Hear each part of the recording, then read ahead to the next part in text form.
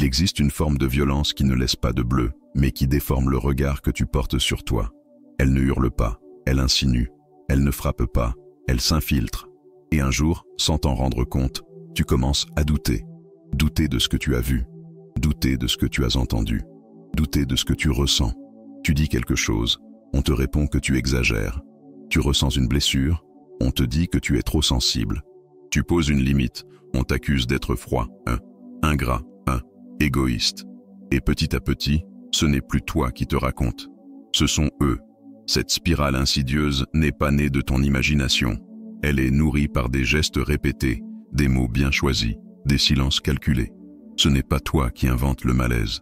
Ce n'est pas toi qui rend les choses compliquées.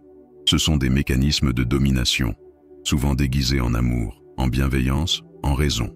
Et tu finis par croire que ton intuition te trahit, que ton jugement est bancal, que ton calme est une faute, que ton besoin d'explication est une faiblesse. Sénèque écrivait « Le plus grand esclavage est de ne plus croire à sa propre raison. » Et cet esclavage-là, tu l'as peut-être connu sans même mettre de mots dessus. Le moment où tu as cessé de te faire confiance. Le moment où tu as commencé à t'excuser d'exister comme tu es. Le moment où tu as préféré te taire plutôt que d'être encore une fois mal interprété. Ce n'est pas de la fragilité, c'est de l'usure. Et cette usure, ils s'en servent. Mais tu n'es pas fou. Tu es lucide. Tu es épuisé. Peut-être, mais pas fou. Ton cœur voit clair, même quand on essaie de le brouiller. Ton corps sait ce qu'il a ressenti, même quand on veut le lui faire oublier. Ton esprit tente encore, malgré tout, de tenir debout. Et il peut le faire. Il peut se redresser, avec calme, avec dignité, avec cette force silencieuse que le stoïcisme enseigne non pas comme une armure, mais comme un refuge. Épictète disait « La liberté commence le jour où tu ne laisses plus les autres décider de ce que tu dois ressentir. » Cette liberté-là n'est pas brutale. Elle est douce. Elle est intérieure. Elle commence quand tu arrêtes de chercher à convaincre ceux qui refusent de t'écouter, quand tu cesses de te justifier auprès de ceux qui ne te croient que lorsqu'ils te dominent. Quand tu regardes la manipulation pour ce qu'elle est, une stratégie de pouvoir, pas une vérité sur toi. Ce que tu vis n'est pas une défaillance de ta part. C'est une dissonance constante entre ce que tu ressens profondément et ce qu'on te force à croire. Et cette dissonance t'abîme, elle te vide, elle t'éloigne de toi. Le stoïcisme n'est pas là pour t'apprendre à devenir dur, il est là pour te ramener à toi, à ta voix, à ta perception, à ton calme. Ce n'est pas une revanche, c'est une réparation. Ce n'est pas un cri, c'est un silence solide. Ce n'est pas un combat contre eux, c'est une reconquête de toi. À travers les prochains chapitres, tu vas poser les fondations de cette reconquête, non pas en cherchant à comprendre pourquoi ils t'ont manipulé, mais en découvrant comment ne plus leur donner ce pouvoir. Tu n'as jamais été fou, tu as été blessé, et maintenant, tu choisis. Ils ne crient pas, ils ne menacent pas, ils sèment. Des graines minuscules, presque invisibles. Des questions posées avec douceur, mais qui piquent comme des aiguilles. Tu es sûr que ça s'est vraiment passé comme ça? Tu ne crois pas que tu dramatises un peu? Tu te souviens mal? Ce n'était pas exactement ça. Et tu te tais. Tu essaies de revoir la scène. Tu cherches à savoir si, peut-être, c'est toi. Si, peut-être, ton cœur s'est trompé. Et plus tu doutes, plus ils avancent. Parce que leur arme n'est pas la force. C'est le brouillard. Les manipulateurs ne t'attaquent pas frontalement. Ils ne te disent pas « tu as tort ». Ils te font douter que tu as eu raison de ressentir ce que tu as ressenti. Ils n'effacent pas les faits. Ils distordent ta perception. Et dans cette distorsion, tu perds ton centre. Tu ne sais plus si ce que tu ressens est valide, si ce que tu penses mérite d'être dit, si ce que tu vis est réel. Tu cherches la confirmation à l'extérieur. Tu espères que quelqu'un dise enfin « oui, tu as raison ». Oui, tu as vu clair. Mais ils ne te le diront jamais. Parce que ce n'est pas dans leur intérêt que tu retrouves ta clarté. Ce doute est leur force. Parce qu'ils t'isolent. Parce qu'ils t'amènent à te censurer, à t'excuser, à te conformer, à leur réalité, pas à la tienne.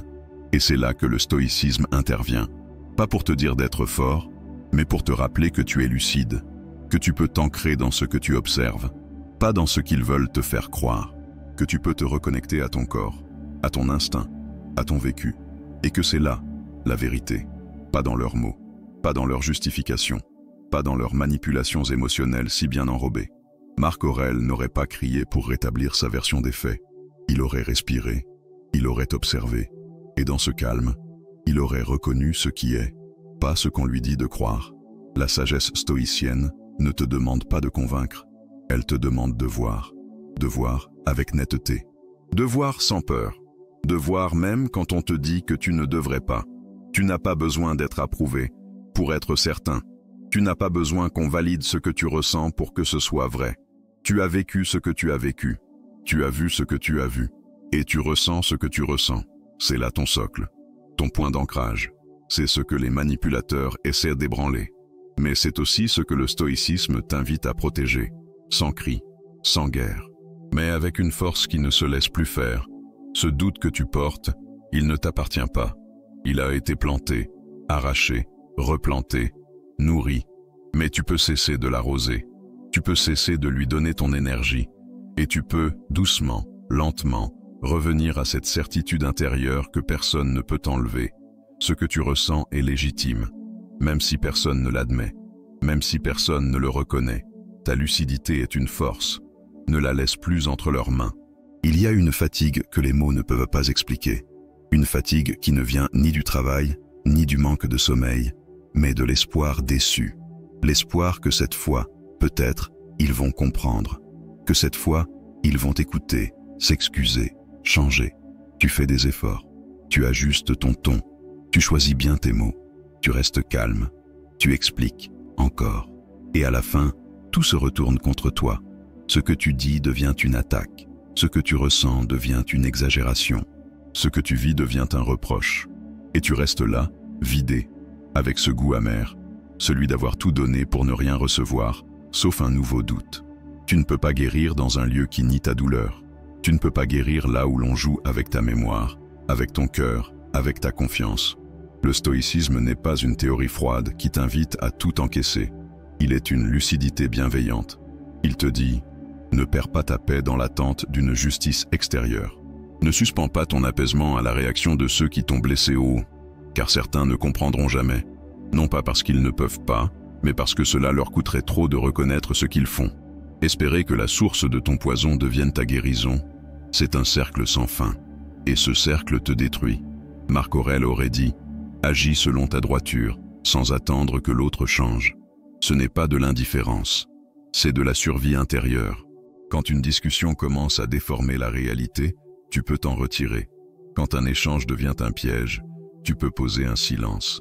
Quand une personne refuse d'entendre, tu peux cesser de parler, non par faiblesse, mais par respect pour ta propre vérité.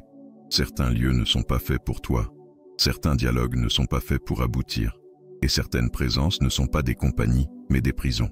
Le stoïcisme ne t'invite pas à t'éloigner pour fuir, mais à reculer pour respirer, à sortir d'un espace où ton âme s'abîme.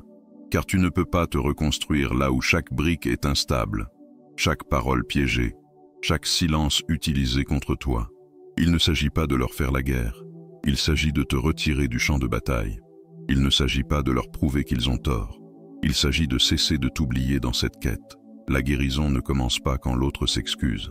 Elle commence quand tu cesses d'attendre, quand tu choisis la paix, même sans explication, quand tu tournes les talons, non pas pour blesser, mais pour préserver ce qui te reste de clarté. Tu ne peux pas guérir là où l'on nie ta blessure.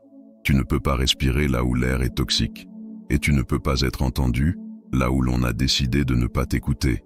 Ce n'est pas une défaite, c'est un choix qui te redonne ta voix, un choix qui te rend ta direction. Un choix stoïcien, celui de ne plus attendre d'eux ce que tu peux te donner à toi-même. La paix, la reconnaissance, la légitimité. Tu ne le vois pas venir. Ce n'est pas un coup brutal, ce n'est pas une blessure apparente.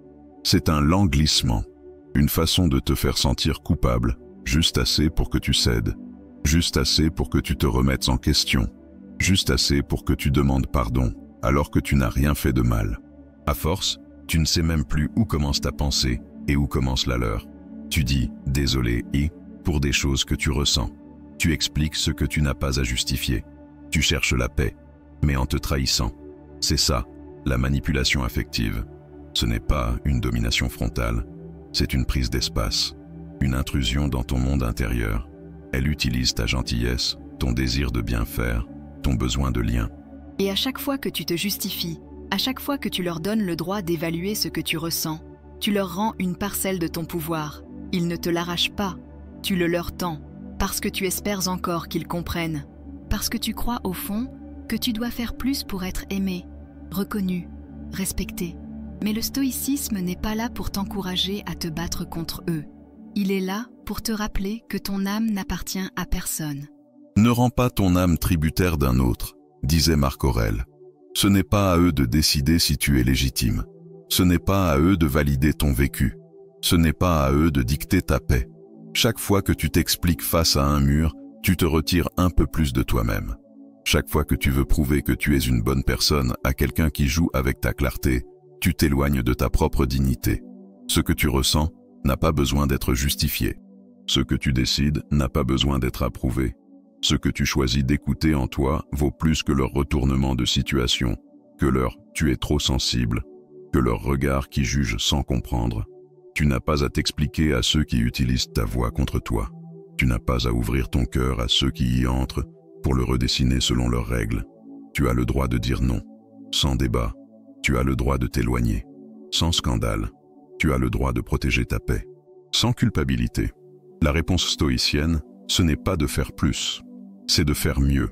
Mieux pour toi, plus juste, plus solide, plus silencieuse aussi. Parce que le vrai respect ne fait pas de bruit. Il se ressent, il se vit, il se pose, comme une évidence, quand tu ne cherches plus à convaincre ceux qui refusent de voir. Chaque justification est un pont jeté vers quelqu'un qui ne veut pas venir.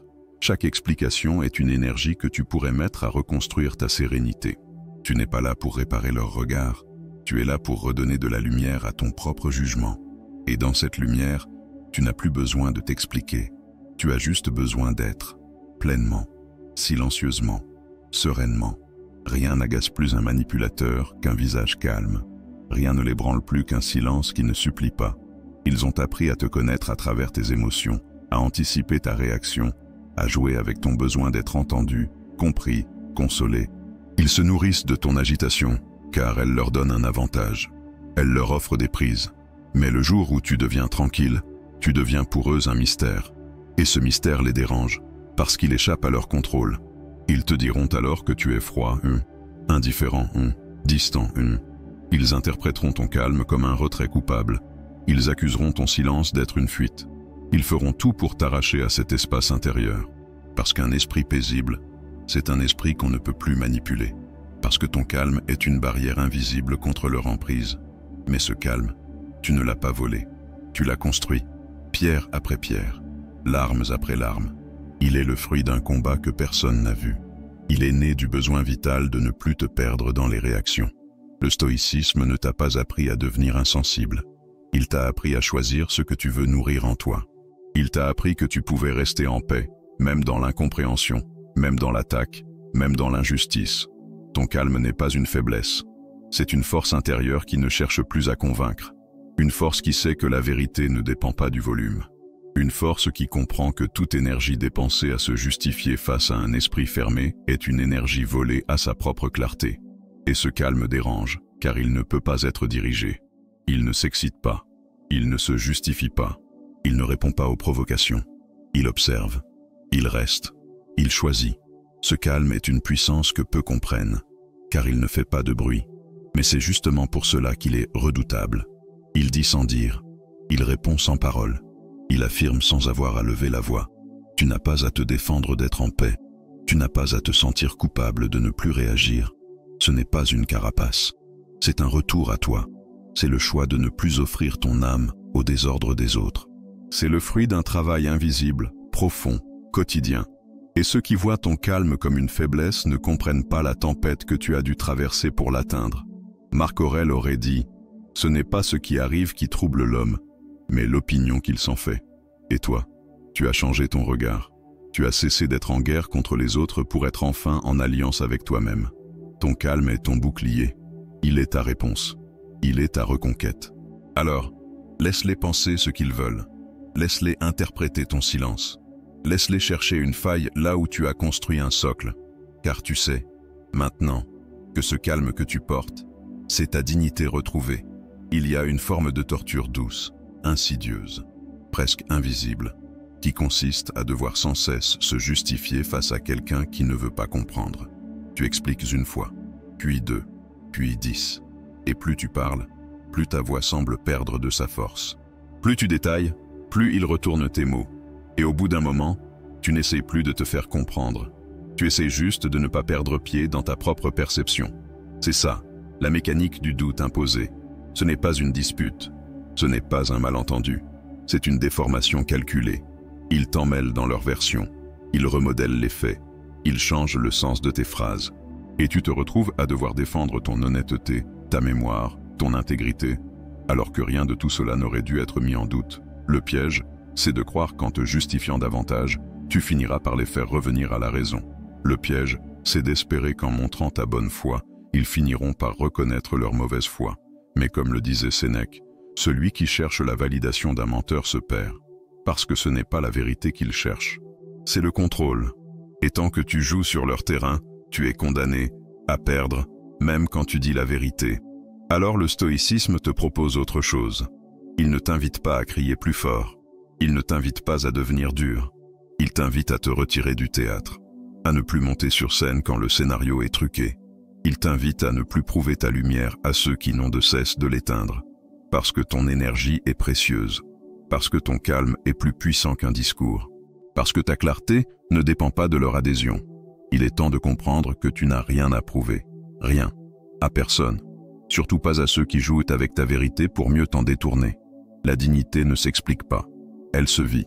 Le respect ne se mendie pas. Il se pose. Et ta voix n'a pas besoin d'être crue pour exister. Elle a besoin d'être alignée avec ce que tu sais être vrai, en toi.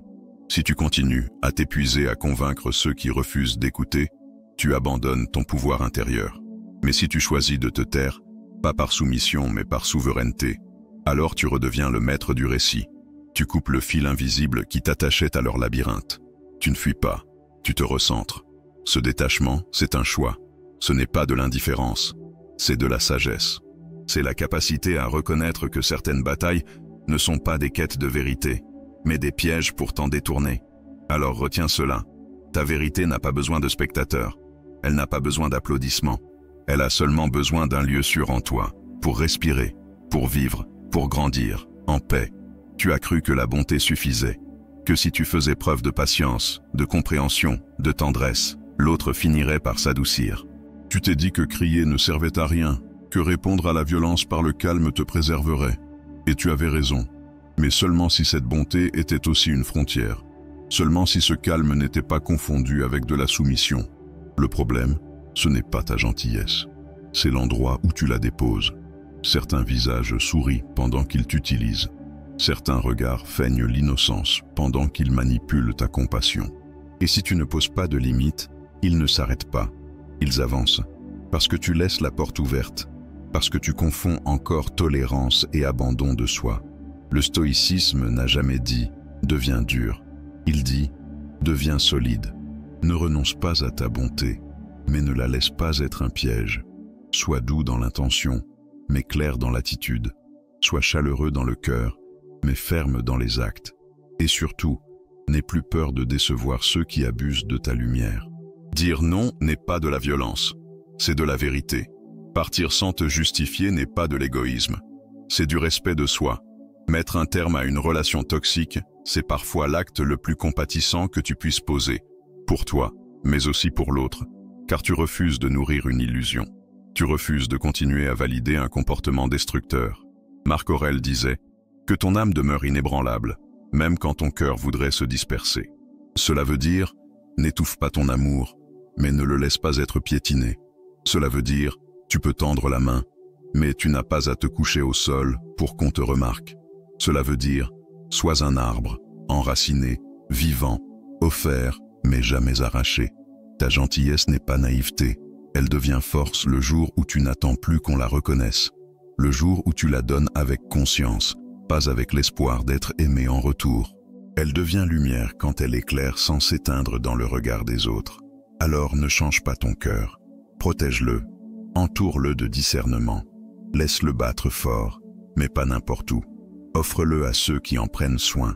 pas à ceux qui s'en servent comme levier pour te faire taire, culpabiliser, te plier. La vraie gentillesse est libre, elle n'a pas besoin de permission. Et surtout, elle ne se sacrifie pas, elle se choisit, elle se tient droite. Et elle apprend, doucement, à dire « assez ». Il y a une blessure que personne ne voit, une fêlure qui ne saigne pas, mais qui hurle dans le silence. C'est la trace de toutes ces fois où l'on t'a fait douter de toi, alors que tu étais simplement en train de ressentir.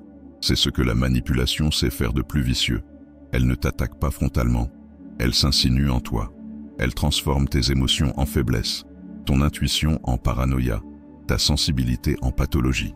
Et lentement, tu commences à croire que tu es trop intense, trop fragile, trop instable, alors que tu n'étais que vrai, tu n'étais que vivant, tu réagissais à quelque chose d'injuste, d'incohérent, de malsain. Mais au lieu d'être entendu, tu as été retourné. Et c'est là qu'ils t'ont eu, pas parce que tu étais faible, mais parce que tu étais déjà blessé, fatigué, affamé, de clarté et de paix. La manipulation émotionnelle ne crée pas le mal-être. Elle s'appuie sur ce qui est déjà fissuré. Elle ne t'invente pas fou. Elle utilise ta douleur pour te faire douter de ta raison. Et c'est pour cela que le stoïcisme est une réponse profonde. Parce qu'il ne cherche pas à te convaincre que tu n'as pas mal. Il te montre que ta blessure peut devenir ton socle, que ce qui a été utilisé contre toi peut devenir ta source de lucidité. Épictète disait que la liberté commence le jour où tu ne laisses plus les autres décider de ce que tu dois ressentir.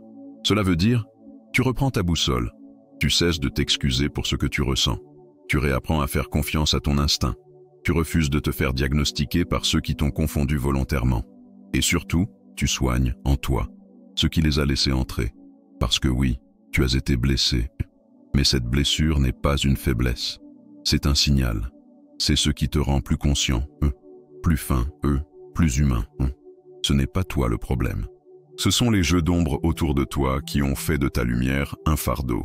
Alors maintenant, respire et regarde-toi avec des yeux neufs. Tu n'es pas fou, tu n'es pas trop. Tu es exactement à la bonne place pour te relever. Tu es au seuil d'un changement intérieur qui ne demandera pas qu'il change, mais qui exigera que toi, tu ne les laisses plus écrire ton histoire à ta place. Ta reconstruction commence ici, pas en criant que tu avais raison, pas en exigeant qu'ils reconnaissent leur tort, mais en posant cette vérité silencieuse, puissante. Je sais ce que j'ai vécu, je sais ce que j'ai ressenti, et à partir d'aujourd'hui, je ne me trahirai plus pour être cru.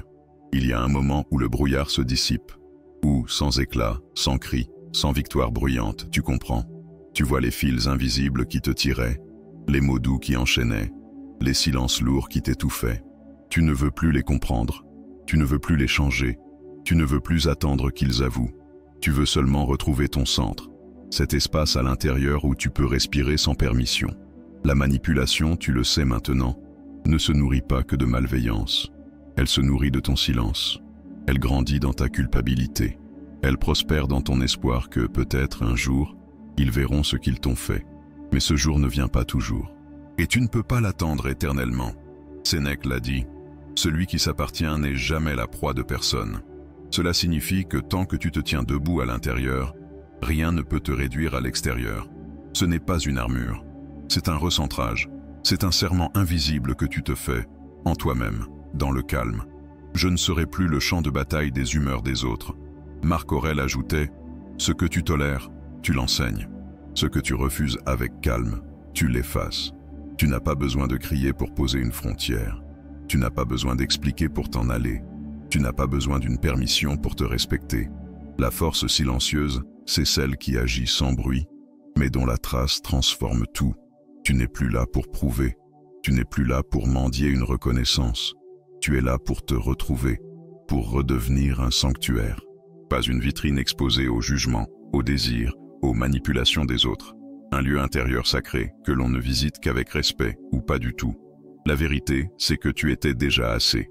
Mais on t'a fait croire que ton ressenti n'était pas valable, que ton calme était suspect, que ton besoin de clarté était une menace. Aujourd'hui, tu reprends cette vérité, tu la nettoies, tu l'ancres, et tu avances. Pas pour les convaincre, pour ne plus être atteint. Tu n'es pas devenu froid, tu es devenu clair. Tu n'as pas cessé d'aimer, tu as commencé à aimer autrement, en te gardant au centre, en cessant de te perdre. Et ce recentrage, cette sobriété intérieure, cette paix ferme. C'est ça, la vraie liberté, celle qu'aucune manipulation ne pourra plus t'enlever, parce que tu n'as plus besoin qu'on te croie pour croire en toi, parce que tu n'as plus besoin qu'on te respecte pour poser le respect, parce que tu sais, et maintenant, tu te tiens, tranquille, immuable, libre,